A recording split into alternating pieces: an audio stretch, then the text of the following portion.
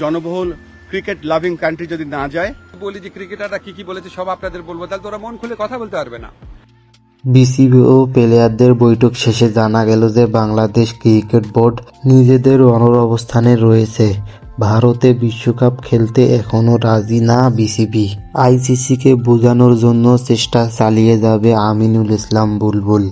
আমিনুল ইসলাম বুলবুল বলেন যে 2026 টি-20 বিশ্বকাপে যদি এরকম একটা জনগণ ও ক্রিকেট লাভার কান্ট্রি যদি না যায়, তাহলে আইসিসি অনেক ক্ষতির মুখে পড়বে। আরও বলেন যে আমরা চেষ্টা চালিয়ে যাচ্ছি যে আমাদের ছেলেরা টি-20 বিশ্বকাপ খেলুক। হাফিজ নজরুল বলেন যে আমরা টি-20 বিশ্বকাপ খেলতে চাই, কিন্তু ভারতে না, সেখানে আমরা যেতে চাই না।